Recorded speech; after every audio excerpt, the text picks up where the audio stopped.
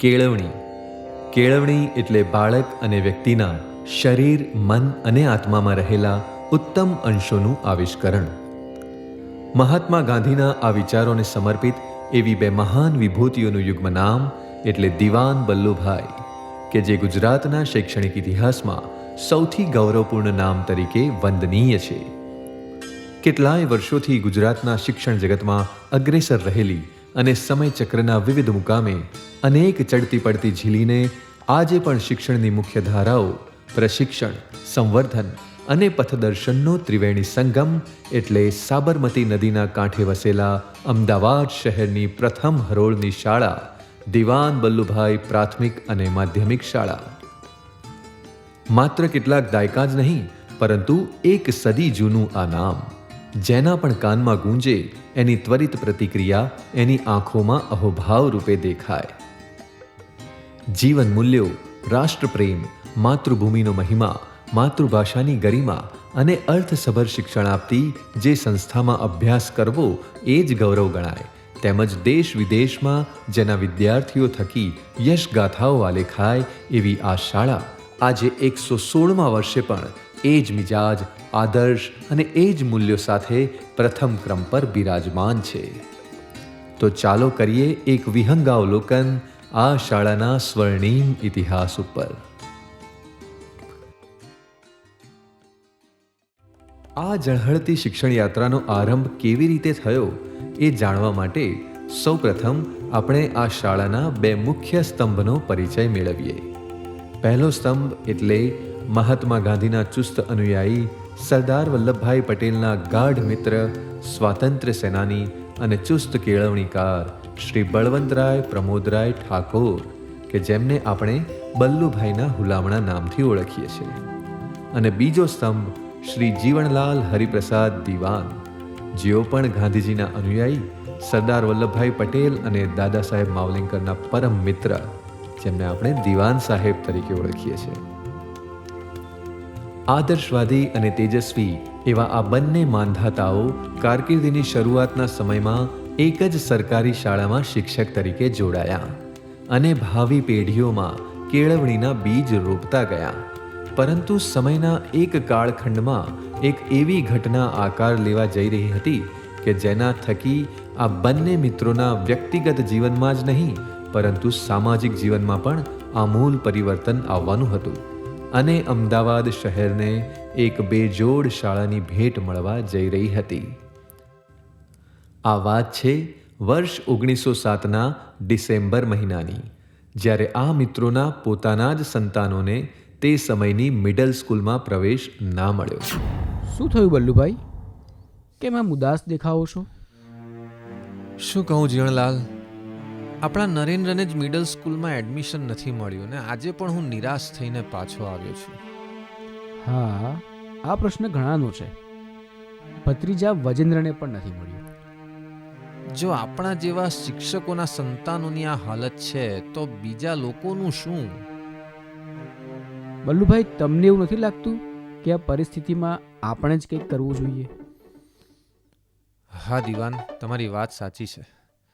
ક્યાં સુધી આપણે આ સરકારી શાળાઓ પર નિર્ભર રહીશું? હવે અંગ્રેજ સરકારની જોહુકમી સામે નમવાને બદલે આપણે સમાજ માટે એક રાષ્ટ્રીય શાળાનું નિર્માણ કરીએ.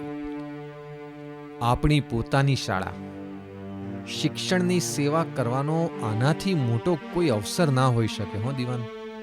અને હા, ગમે તેવા સંજોગો આવે, આપણે ક્યારેય એકબીજાનો સાથ નહીં છોડીએ. ચાલો યજ્ઞ શરૂ કરીએ, પણ એ પહેલા એક અગત્યનું કામ કરવાનું છે. આમ બંને મહાનુભાવોએ સરકારી નોકરીમાંથી ડિસેમ્બર 1907માં રાજીનામા ધર્યા અને પોતાના મિશનમાં આગળ વધ્યા અને પરિણામે આ શાળાના પાયા નંખાયા. 1 જાન્યુઆરી 1908ના રોજ મગનભાઈની હવેલીમાં 108 વિદ્યાર્થીઓ સાથે શાળા શરૂ થવાની હતી.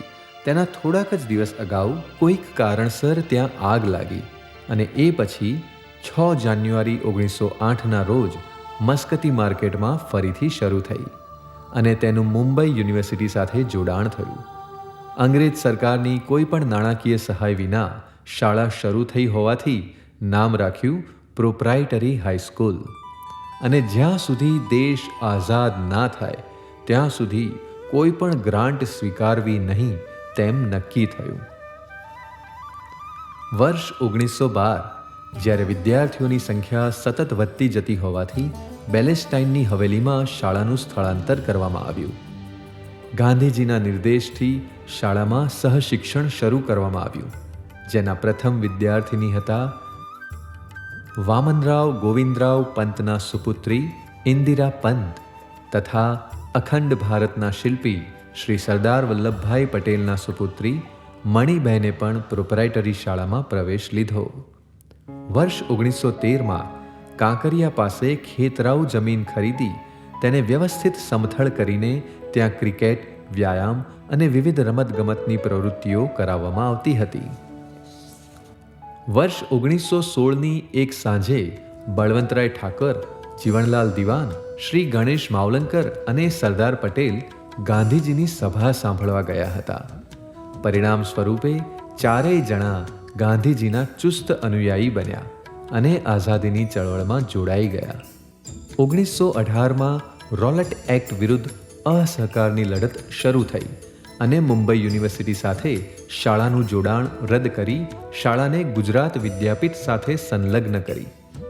ગુજરાત વિદ્યાપીઠ એ સમયે સરકાર માન્ય યુનિવર્સિટી ન હોવાથી વિદ્યાર્થીઓની સંખ્યા ઘટવા લાગી અને શાળાના અસ્તિત્વ પર સવાલ ઊભા થવા લાગ્યા.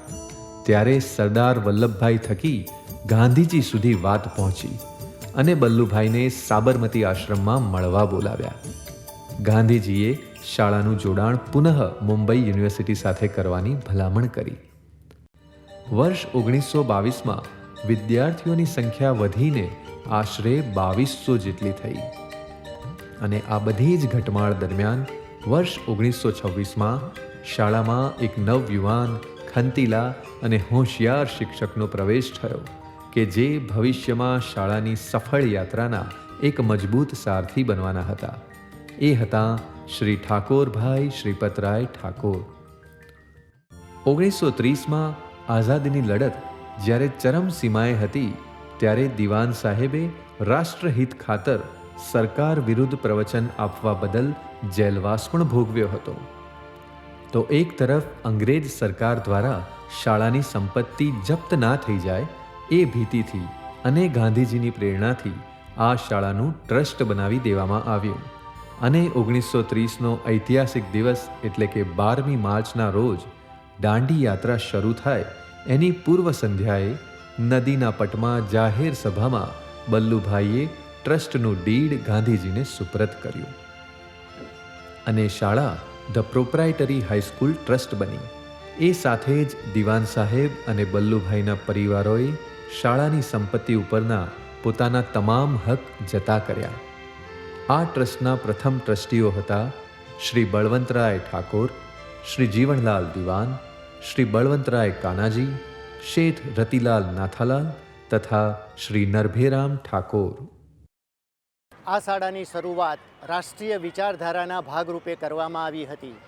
દિવાન સાહેબ અને બલ્લુભાઈ સાહેબે આ શાળાની સ્થાપના આઝાદીની ચળવળને ધ્યાનમાં રાખીને રાષ્ટ્રીય શાળા તરીકે એમની સ્થાપના કરવામાં આવી હતી.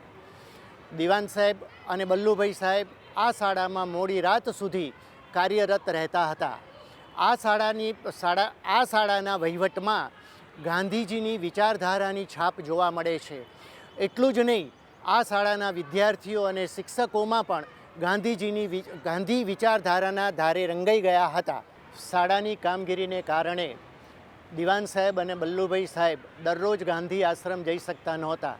તેમ છતાં દર રવિવારે જઈને ગાંધીજીએ સોંપેલી બધી જ જવાબદારીઓ જેવી કે વ્યવસ્થાપન છે, અધિવેશન છે, પ્રચાર છે, જનજાગૃતિ છે જેવા રચનાત્મક કાર્યો એ ઉપરાંત કોંગ્રેસ મહાસમિતિની જવાબદારી પણ સુપેરે નિભાવતા હતા.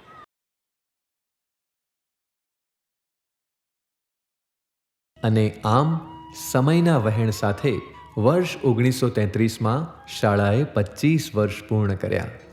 પરંતુ તે સમયે સ્વાતંત્ર્ય ચળવળ અંતર્ગત સરકાર વિરોધી પ્રવૃત્તિઓ માટે દિવાન સાહેબ જેલમાં હતા અને આથી જ શાળાનો રજત મહોત્સવ 1934માં ઉજવવામાં આવ્યો હતો. તે સમયે શાળાની વધતી જતી લોકપ્રિયતા અને વિદ્યાર્થીઓની સંખ્યાને કારણે શાળા માટે નવી જમીન કાંકરિયા તળાવ પાસે પસંદ કરવામાં આવી. તે સમયે શાળાના પૂર્વ વિદ્યાર્થીઓએ ભેગા મળીને ₹5001 અને શિક્ષકોએ ₹501નું યોગદાન આપ્યું હતું. સમગ્ર શાળાના બાંધકામનો ખર્ચ ₹1,40,323 થયો હતો. વર્ષ 1935માં શ્રી બલ્લુભાઈ ઠાકોર, શ્રી જીવણલાલ દિવાન અને શ્રી ગણેશ માવલંકરે અમદાવાદની પોળોમાં ફરીને પવિત્ર ભિક્ષાના નામે ₹100 ફાળો ઉઘરાવીને અમદાવાદ એજ્યુકેશન સોસાયટીની સ્થાપના કરી હતી. સાથે શેઠ શ્રી અમૃતલાલ હરગોવનદાસ પાસેથી માતબર રકમનું દાન મેળવીને HL કોલેજ ઓફ કોમર્સની સ્થાપના પણ કરી હતી. અને આખરે 14 જૂન 1938ના રોજ મુંબઈ રાજ્યના મુખ્યમંત્રી શ્રી બાળાસાહેબ ખેરના હસ્તે સરદાર વલ્લભભાઈ પટેલની હાજરીમાં કાંકરિયા ખાતે નવા સંકુલમાં પ્રોપ્રાઇટરી શાળા ઇન્કલાબ જિંદાબાદના નારા સાથે ખુલ્લી મૂકવામાં આવી. પરંતુ આ નીત નવા આયામો વચ્ચે એક અણધારી અને વસમી ઘટના ઘટી. તારીખ 21 જાન્યુઆરી 1939ના રોજ બલ્લુભાઈનું આકસ્મિક અવસાન થયું. બલ્લુભાઈ અને દિવાન સાહેબની અજેય જોડી તૂટી. શ્રી બળવંતરાય ઠાકોર, મુંબઈ વિધાનસભાના સભ્ય, મુંબઈ યુનિવર્સિટીના સેનેટ સભ્ય, સંનિષ્ઠ સમાજ સેવક, ચુસ્ત ગાંધીવાદી દેશભક્ત, પ્રખર કેળવણીકાર અને આદર્શ વ્યક્તિત્વના જીવનનો સૂર્યાસ્ત થયો. સરદાર વલ્લભભાઈ પટેલે સ્વર્ગસ્થ બલ્લુભાઈના જ્યેષ્ઠ પુત્ર શ્રી નરેન્દ્રભાઈને પાઠવેલા વિસ્તૃત શોકપત્રમાં જણાવેલું કે જો બલ્લુભાઈ ના હોત તો હું જાહેર જીવનમાં પ્રવેશ્યો જ ના હોત અને જાહેર જીવનમાં આટલો સફળ પણ ના થયો હોત. પૂજ્ય મહાત્મા ગાંધીએ પાઠવેલા શોક સંદેશામાં લખ્યું કે બલ્લુભાઈનો દેહ ગયો પણ તેના કાર્યો સદાય અમર રહેવાના છે. શ્રી બલ્લુભાઈ સાહેબમાં લીડરશિપના ભરપૂર ગુણ હતા. ઐતિહાસિક દાંડી કૂચમાં પણ તેમણે ભાગ લીધો હતો. તેઓ શ્રી વડાવિયા તરીકે આ યાત્રામાં જોડાયા હતા અને અસલાલી સુધી યાત્રાને વળાવવા માટે ગયા હતા. ધરાસણા આંદોલનમાં શ્રી બલ્લુભાઈ સાહેબે સક્રિય ભાગ લીધો અને એ બદલ તેમને 1.5 વર્ષ સુધી અંગ્રેજ સરકાર દ્વારા જેલમાં મોકલવામાં આવ્યા. તેઓ શ્રી પ્રખર શિક્ષણશાસ્ત્રી હતા. તેઓ અનુશાસન અને આત્મનિર્ભરતાના હિમાયતી હતા. વિદ્યાર્થીઓના હૃદયમાં તેઓ વસતા હતા. વિદ્યાર્થીઓના નાના મોટા પ્રશ્નો તેઓ હલ કરતા હતા. વિદ્યાર્થીઓના કુટુંબોનો ડેટાબેઝ તૈયાર કરવાનું એ જમાનામાં એમનું વિઝન રહ્યું હતું. સરકારની વિરુદ્ધ જઈને શ્રી બલ્લુભાઈ સાહેબે કેળવણી મંડળની સ્થાપના કરી અને સરકારને કાયદાની આંટીઘૂંટીમાં એ રીતે ગૂંચવી નાખી, એ હદે ગૂંચવી નાખી કે સરકારે આ માટે નવો કાયદો ઘડવો પડ્યો અને આખરે બલ્લુભાઈ સાહેબને આ મંડળ માટેની સ્થાપના માટે મંજૂરી આપવી પડી. તેમની યાદગીરી સ્વરૂપે 1942માં MJ લાઇબ્રેરીના પ્રાંગણમાં શ્રી બલ્લુભાઈનું સ્મારક શ્રી મોરારજી દેસાઈ દ્વારા ખુલ્લું મુકાયું હતું. સાથે કાંકરિયા શાળામાં બલ્લુભાઈ વ્યાયામ મંદિરનું ઉદ્ઘાટન 26 જાન્યુઆરી 1942ના રોજ કરવામાં આવ્યું. દિવાન સાહેબ આ આઘાત સહન ન કરી શકતા એમના પર પક્ષઘાતનો હુમલો થયો હતો. બલ્લુભાઈના નિધન બાદ પણ દિવાન સાહેબ એ જ ધગશથી શાળા પ્રત્યે સમર્પિત રહ્યા. વર્ષ 1941માં કોમી રમખાણો થવાથી પશ્ચિમ અમદાવાદના વિદ્યાર્થીઓ શાળામાં હાજરી આપી શકતા નહોતા. ત્યારે વ્યવસ્થાના ભાગરૂપે તારીખ 8 જૂન 1942ના રોજ કામચલાઉ ધોરણે પાલડી વિસ્તારમાં 77 વિદ્યાર્થીઓ સાથે શ્રીમાળી બિલ્ડિંગ મહાલક્ષ્મી ખાતે શિક્ષણ ચાલુ રાખવામાં આવ્યું. તે સમયે માત્ર ધોરણ 5, 6 અને 7ના વર્ગો શરૂ કરાયા અને શ્રી વિક્રમભાઈ દેસાઈને આચાર્ય તરીકે કાર્ય સોંપવામાં આવ્યું. ક્રમશઃ વિદ્યાર્થીઓની સંખ્યા વધતા પ્રીતમનગરના ભાડાના મકાનમાં વર્ગો ખસેડવામાં આવ્યા. એક તરફ સાથીદારના વિરહનો આઘાત તો બીજી તરફ તેમની કર્તવ્ય પરાયણતા. દિવાન સાહેબે નાદુરસ્ત તબિયત હોવા છતાં પણ શાળામાં આવવાનું અવિરત ચાલુ જ રાખ્યું.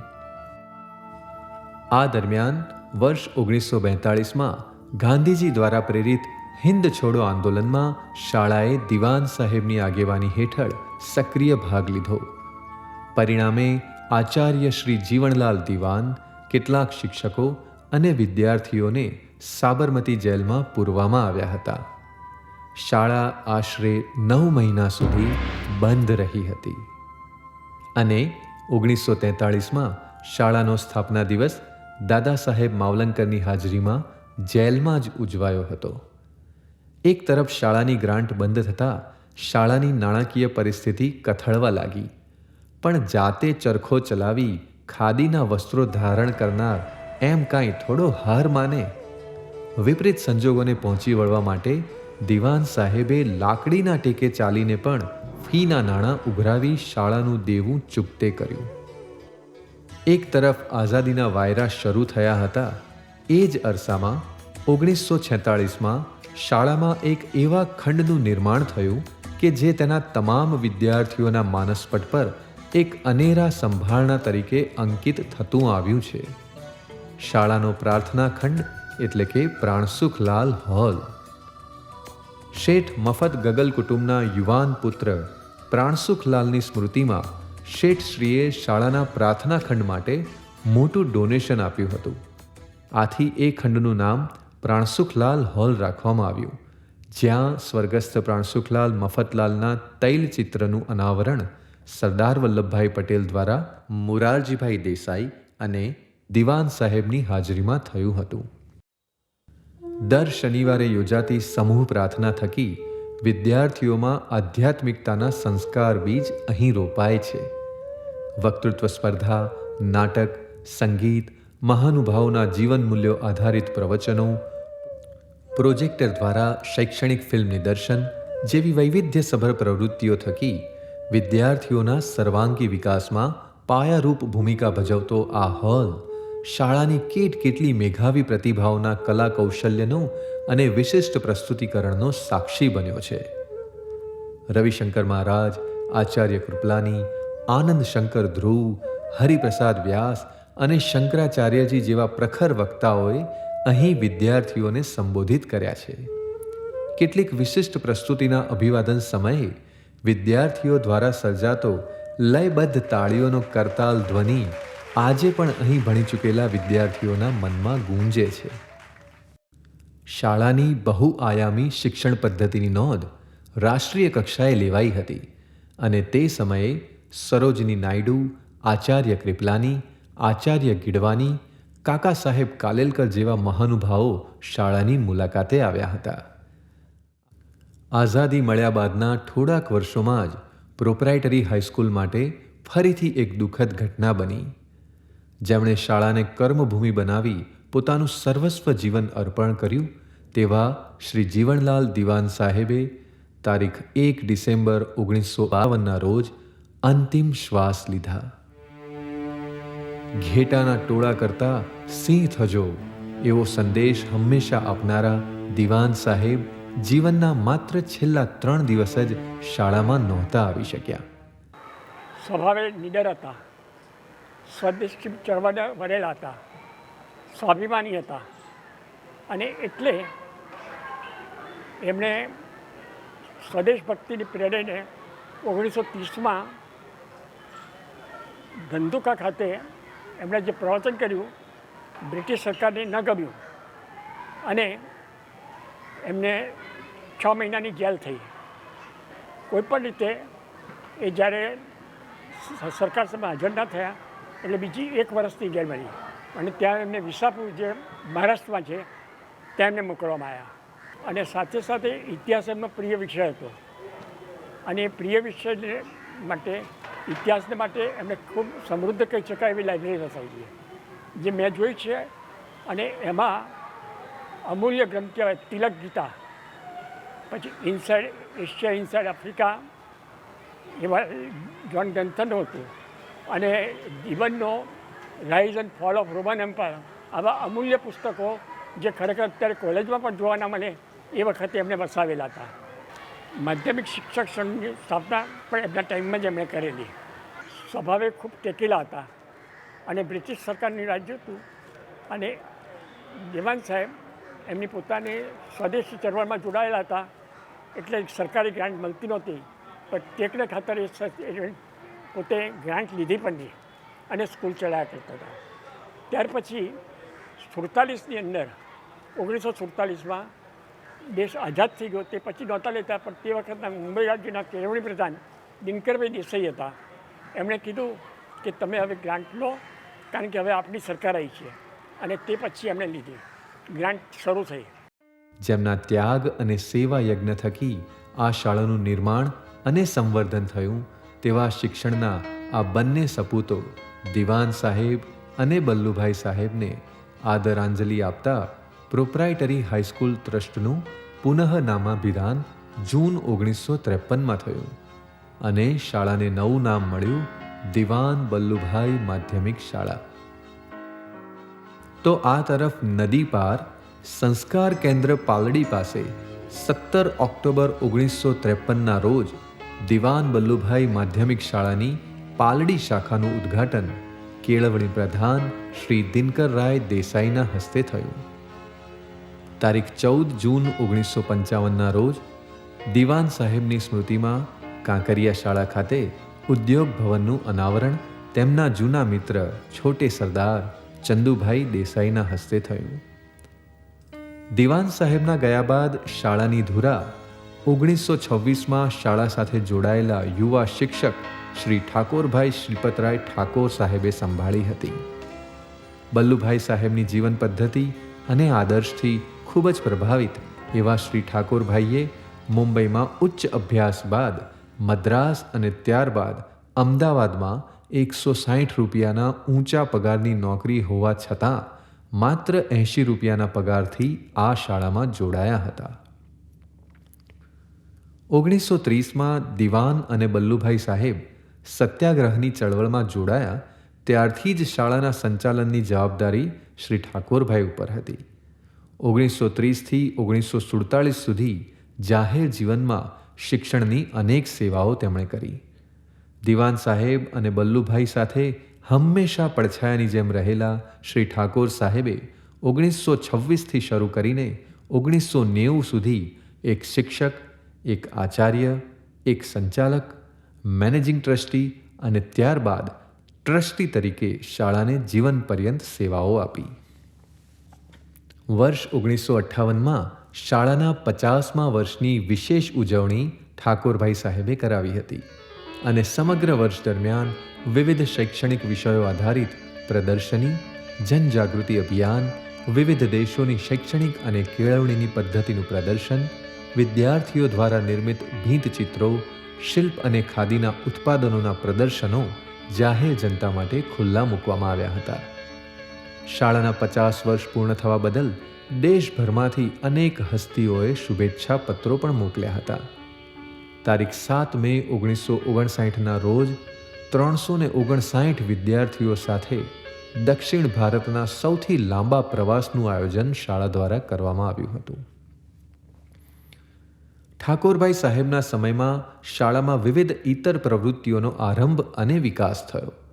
પ્રવાસ, સ્કાઉટ, એનસીસી, વ્યાયામ, ઘોડેસવારી, લશ્કરી તાલીમ, ક્રિકેટ, ડ્રોઈંગ, કલા, નૃત્ય નાટિકા, ઉદ્યોગના વર્ગો, ટેકનિકલ તાલીમ, આકાશવાણી પર રેડિયો કાર્યક્રમો જેવી કૌશલ્યવર્ધક પ્રવૃત્તિઓમાં શાળાના વિદ્યાર્થીઓ ભાગ લેતા થયા હતા.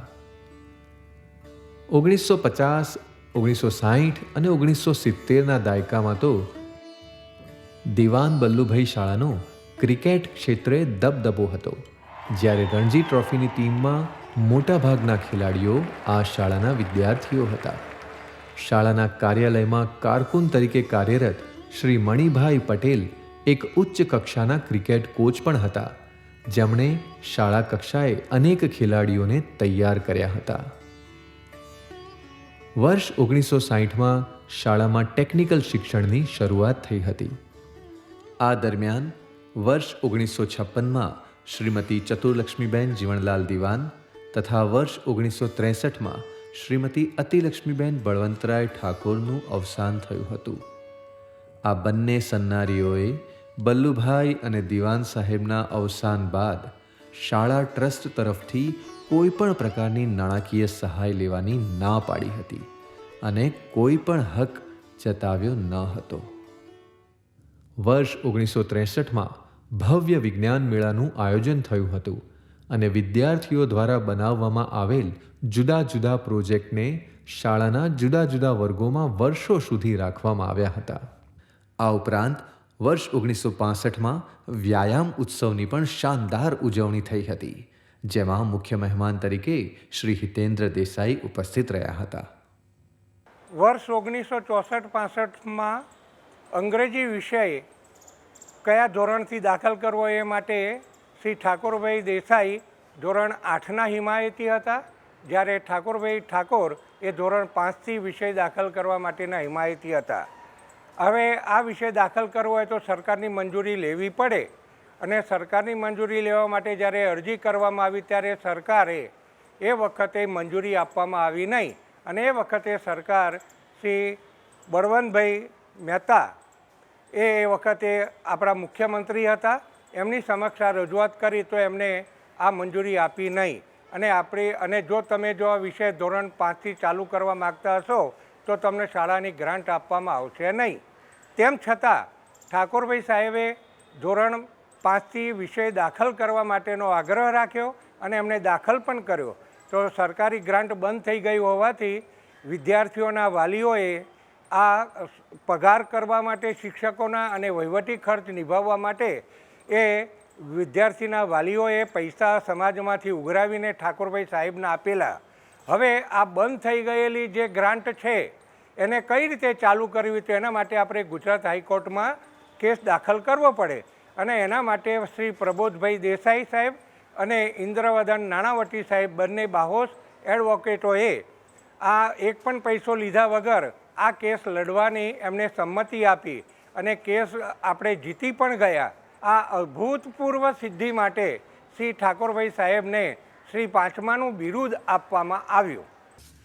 1966માં કાંકરિયા અને પાલડી શાખાઓમાં પ્રાથમિક અને બાલ મંદિરના વર્ગો શરૂ થયા અને 1967માં દિવાન બલ્લુભાઈ પાલડી શાખાનો રજત મહોત્સવ પણ ધામધૂમથી ઉજવાયો. આ શાળાએ જરૂર પડે દેશ માટે રાષ્ટ્રીય સ્તરે પણ પોતાનું યોગદાન આપ્યું. સમય હતો 1971નો, જ્યારે ભારત પાકિસ્તાનના યુદ્ધમાં આ શાળાના વિદ્યાર્થીઓ અને શિક્ષકોએ મળીને ₹22,001ની માતબર રકમ વોર ફંડમાં જમા કરાવી. ઠાકોરભાઈ શ્રીપતરાય ઠાકોર તેઓ 1944-45માં સ્કૂલ બોર્ડના વાઇસ ચેરમેન તરીકે તેઓ નિયુક્ત હતા. ત્યારે શિક્ષકોએ સરકાર સામે ₹5નો વધારો માગ્યો હતો. આ 5નો વધારા માટે સરકારે ના પાડતા તેઓ આંદોલનનો માર્ગ લેવો પડ્યો હતો. આપણા ઠાકોરભાઈ સાહેબે પોતાના સ્કૂલ બોર્ડના ચેરમેન પદેથી રાજીનામું આપી અને શિક્ષકોને સપોર્ટ કર્યો હતો. આમ તેઓશ્રીએ હડતાલને ટેકો આપીને શિક્ષકો સાથે વિદ્યાર્થીઓને મંદિર, મસ્જિદ અને શેરીઓમાં 35 દિવસ સુધી સતત વિદ્યાર્થીઓને શિક્ષણ આપતા રહ્યા અને જ્યારે સમાધાનનો સમય આવ્યો ત્યારે તેઓ આંદોલનમાંથી ખસી ગયા અને આંદોલન પૂર્ણ થયું ત્યારે શિક્ષકોના હિતમાં તેઓ હંમેશા આગળ બી આવતા હતા અને શિક્ષકોના હિતમાં નમી બી જતા હતા. એનું આ શ્રેષ્ઠ ઉદાહરણ આપને આપું છું. બીજું આપને જણાવું કે ઠાકોરભાઈ સાહેબ જ્યારે શિક્ષક સંઘના પ્રમુખ હતા ત્યારે શિક્ષકોના મોંઘવારી ભથ્થાને લાગુ કરવાનો જે શ્રેય જાય છે તે આપણા ઠાકોરભાઈ સાહેબને જ જાય છે. ઉપરાંત ગુજરાત આઝાદ થવાની અપેક્ષા સાહેબને હોવાથી તેઓએ બૃહદ ગુજરાત શિક્ષણ બોર્ડની સ્થાપના કરવાનો શ્રેય પણ આપણે ઠાકોરભાઈ સાહેબને જ જાય છે. આ ઉપરાંત આપને એક બનાવ યાદ કરાવું છું. 1972-73માં શાળાના વિદ્યાર્થીઓના ગણવેશ બાબતનો આ પ્રસંગ છે. તેમાં વિદ્યાર્થીઓએ પોતાના હાફ પેન્ટને બદલે ફૂલ પેન્ટની માગણી કરી હતી. આ માગણી સંદર્ભે તેઓ આચાર્યશ્રીને જાણ કરી, પરંતુ એ માગણી ન સંતોષાતા તેઓ આંદોલનનો માર્ગ લીધો હતો. પરંતુ સમય જતાં સાહેબના સ્વભાવને સમજવામાં આપણે અહીંયા ગાડી એક વાત યાદ કરીએ કે તેઓ સમય સાથે હંમેશા તાલમેલ કરતા હતા અને જેને કારણે વિદ્યાર્થીઓનું ફૂલ પેન્ટની માગણી સ્વીકારાઈ હતી. મને યાદ છે કે ઠાકોરભાઈ સાહેબ શિક્ષણ ભવનના ધાબા ઉપર જઈ અને એવું બોલેલા કે હે ભગવાન, આ શિક્ષણ ભવનમાં જે કોઈ વિદ્યાર્થી ભવિષ્યમાં ભણવા આવે તેમને તું હંમેશા શિક્ષણમય બનાવી અને ખૂબ ભવિષ્ય ઉજળા બનાવી અને તેમની કારકિર્દી ઉજ્જવળ બનાવે તેવા હું ભગવાનને પ્રાર્થના કરું છું. 1976ના વર્ષમાં રાષ્ટ્રીય શિક્ષણ નીતિ સાથે તાલ મિલાવીને શાળામાં વિજ્ઞાન પ્રવાહ અને સામાન્ય પ્રવાહના અલગ અલગ વર્ગો શરૂ થયા. વર્ષ 1977માં શ્રી ઠાકોરભાઈના 75મા વર્ષની અમૃત મહોત્સવ ઉજવણી પ્રસંગે કાંકરિયા અને પાલડી શાખાના શાળા પરિવાર તરફથી સાહેબને સ્મૃતિચિહ્ન અર્પણ કરવામાં આવ્યા. તો આ સાથે શાળાના પૂર્વ વિદ્યાર્થીઓએ કાંકરિયા શાળાને એક ભેટ ધરવાનો સંકલ્પ કર્યો. પરિણામે 1978માં શાળા પ્રાંગણના એક મકાનના ગ્રાઉન્ડ ફ્લોર ઉપર બીજા 2 માળ બંધાવીને એ મકાનનું નામ આપ્યું શ્રી ઠાકોરભાઈ ઠાકોર શિક્ષણ ભવન. ઉમાશંકર જોશી, વિનોદિની નીલકંઠ, કનૈયાલાલ માણેકલાલ મુનશી, હિતેન્દ્ર દેસાઈ, મોરારજી દેસાઈ, ઇન્દુલાલ યાજ્ઞિક, ઝીણાભાઈ દેસાઈ, સુજશભાઈ પટેલ જેવા શિક્ષણ અને રાજકારણના માંધાતાઓ ઠાકોર સાહેબના ભગીરથ કાર્યોની નોંધ લેતા તથા પ્રેરણા પણ મેળવતા. જ્યારે દેશના તત્કાલીન ઉપરાષ્ટ્રપતિ શ્રી વી ગિરી સહિત ભારત સરકારના કેબિનેટ કક્ષાના વિવિધ મંત્રીઓએ પણ ઠાકોર સાહેબના સ્વાતંત્ર્ય ચળવળ, શિક્ષણલક્ષી સોપાનો અને મૂલ્યનિષ્ઠ સેવાપરાયણતા જેવા યોગદાનોને બિરદાવ્યા હતા. 1983માં શાળાના 75 વર્ષ પૂર્ણ થવા નિમિત્તે અમૃત મહોત્સવની જોશભેર ઉજવણી થઈ હતી. સૂર સંધ્યા કાર્યક્રમમાં સંગીતકાર અવિનાશ વ્યાસ અને હર્ષિદાબેન જનાર્દનભાઈ રાવળ દ્વારા સંગીત પ્રસ્તુતિ, મધુસૂદન પારેખ, પુરુષોત્તમ માવલંકર અને કુમારપાળ દેસાઈ દ્વારા પરિસંવાદ વ્યાખ્યાનમાળા, માધવ રામાનુજ અને વિનોદ ભટ્ટ દ્વારા સાહિત્ય વર્તુળ, વર્ગ સુશોભન સ્પર્ધા, સ્વયં શિક્ષણ દિન, તરણ સ્પર્ધા અને નૃત્ય નાટિકા જેવી રસસભર સાંસ્કૃતિક પ્રવૃત્તિઓ કરવામાં આવી હતી. આ મહોત્સવના ખાસ આકર્ષણ તરીકે આનંદ મેળો અને મિની સર્કસનું પણ આયોજન થયું હતું. ઠાકોર સાહેબ કહેતા કે પ્રોપ્રાઇટરી હાઈસ્કૂલની સ્થાપના પણ ક્રાંતિકારી અને તેનો વિકાસ પણ ક્રાંતિકારી. આપણે મન શિક્ષણ એ વ્યવસાય નથી એવું હંમેશા કહેનાર શિક્ષણના ગાંધી કહી શકાય તેવા શિક્ષણના આ સપૂતે વર્ષ 1990માં સદેહે વિદાય લીધી. પરંતુ તેઓ સદાય આ શાળાના હૃદય સમા ધબકી રહ્યા છે. શ્રી ઠાકોરભાઈ હંમેશા રાજકારણને શિક્ષણથી દૂર રાખવાના પ્રયત્નોમાં સફળ રહ્યા. શિક્ષકોના હક માટે લડત આપી અને આથી જ તેઓ શિક્ષકો માટે આચાર્ય શાર્દુલ કહેવાતા. ઠાકોર સાહેબે સહજીવન, સમૂહજીવન અને સમૂહ પ્રાર્થના એ આપણે ત્યાં દાખલ કરી હતી અને સાથે રમીએ સાથે જમીએ એ પ્રાર્થના પણ પ્રાથમિકમાં એમણે ઇન્ટ્રોડ્યુસ કરી હતી. એમણે વૈષ્ણવજન દર શનિવારે સમૂહ પ્રાર્થના થતી એમાં એ પોતે ગાતા હતા. સાથે સાથે અસત્યો માહેથી જે પ્રાર્થના છે એ એમણે જ દાખલ કરી હતી ને જે હજુ આપણી શાળામાં એ ચાલુ જ છે. ઠાકોરભાઈની શું બીજી વાત કરું, શિક્ષકોમાં તો એ અત્યંત પ્રિય હતા. ખાસ કરીને હું જોઉં છું કે એ સેવકોને બી એટલું જ પ્રાધાન્ય આપતા હતા. એમના કુટુંબની પણ તેઓ ચિંતા કરતા હતા અને એક આખું સુંદર માહોલ એમના સમયમાં આખો અહીંયા ઊભો થયેલો હતો. સાથે એક બીજી વાત મને યાદ આવે છે કે એ અહીંયા આવતા જ્યારે અમેરિકા સ્થિર થયા પછી જ્યારે અહીંયા આવતા ત્યારે એ જ્યારે આવે ત્યારે એમના માટે કરંડીઓ ભરીને અહીંયા ભજીયા આવતા હતા. જે આપણે રાયપુરના ભજીયા કહીએ છીએ ને એ એમને બહુ ભાવતા હતા અને બધા સાથે બેસીને એ રાયપુરના ભજીયા અમે ખાતા હતા. આ હતા આપણી શાળાના 3 મુખ્ય આધારસ્તંભ. શિક્ષણ તેઓનો જીવન મંત્ર હતો. વિદ્યાર્થીઓ, શિક્ષકો અને સમાજમાં પણ તેઓ એટલા જ આદરણીય અને લોકપ્રિય સાબિત થયા હતા. દિવાન સાહેબ, બલ્લુભાઈ સાહેબ, સરદાર પટેલ, માવળંકર અને બીજા મિત્રો ભજીયાની લિજ્જત માણવા ભજીયા ક્લબ ચલાવતા. 1913થી 1930 સુધી દર રવિવારે આ ટોળકી ભજીયાની લિજ્જત માણતી ને સાંજે ગુજરાત ક્લબમાં બ્રિજ રમવું એમનો રોજનો ક્રમ રહેતો. એકવાર લાલ દરવાજાના મેદાનમાં ગાંધીજીની સભા સાંભળવાની વાત થઈ ત્યારે સરદાર બોલ્યા કે ચરખો ચલાવીને સ્વચ્છતાની વાતો કરનારની સભા સાંભળવા જવાથી શું આઝાદી મળવાની છે? પરંતુ બલ્લુભાઈ અને માવળંકરના આગ્રહથી બધા ગાંધીજીની સભા સાંભળવા ગયા અને એમના રંગે રંગાઈ ગયા. બલ્લુભાઈ અને દિવાન સાહેબ માટે સરદાર પટેલ અને ગાંધીજીને વિશિષ્ટ અને પરસ્પર સ્નેહ હતા. ગાંધીજી આ શાળાને ઘરેણું માનતા અને અંગ્રેજ સરકાર સામે શાળાને એક મિસાલ માનતા. પરંતુ બલ્લુભાઈ સ્કૂલ બોર્ડના ચેરમેન હતા ત્યારે ઘણીવાર અંગ્રેજી શાસનને ફેવર કરવાની વાત આવે ત્યારે ગાંધીજીના વિરોધમાં પણ આવી જતા. દિવાન સાહેબની માંદગી માટે ગાંધીજીએ પત્ર લખ્યો હતો કે તું અહીં મારી પાસે આવી જા, તારી બીમારી ઠીક કરી આપીશ.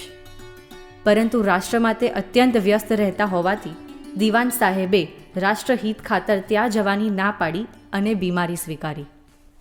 આપણા ઠાકોરભાઈ સાહેબ ગાંધીજીના ભક્ત હતા. હોલમાં સરદાર પટેલની પ્રાર્થના સભા રાખવામાં આવી હતી અને તેમના રંગે રંગાયેલા ઠાકોરભાઈ સાહેબે ગાંધીજીની વિદાય બાદ કેટલાય વિશિષ્ટ કાર્યક્રમ હોલમાં રાખ્યા હતા. ગાંધીજીની તિથિઓ પણ એ શાળામાં ઉજવતા.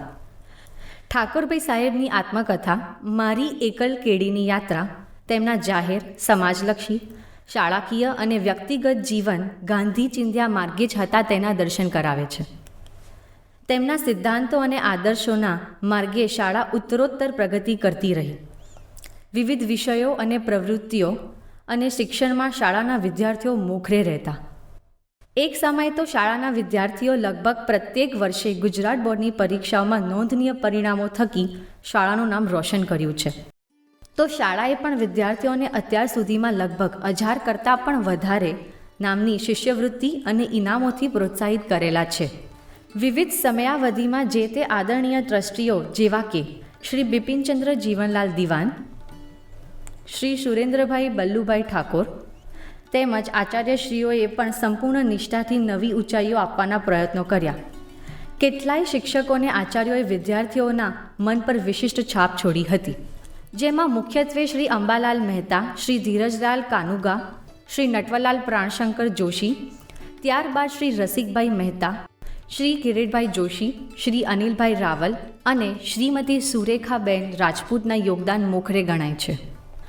અને હા, સૌ વિદ્યાર્થીઓનું બાળપણ સાંભળનાર શ્રીમતી નીલાબેન મહેતા અને એ જ બાળપણને પરિપક્વ વિદ્યાર્થી બનાવનાર સમગ્ર શાળા પરિવારના ગુરુમાં એવા સર્વોપમા બહેન છાયાની યાદો કાયમને માટે અમર છે.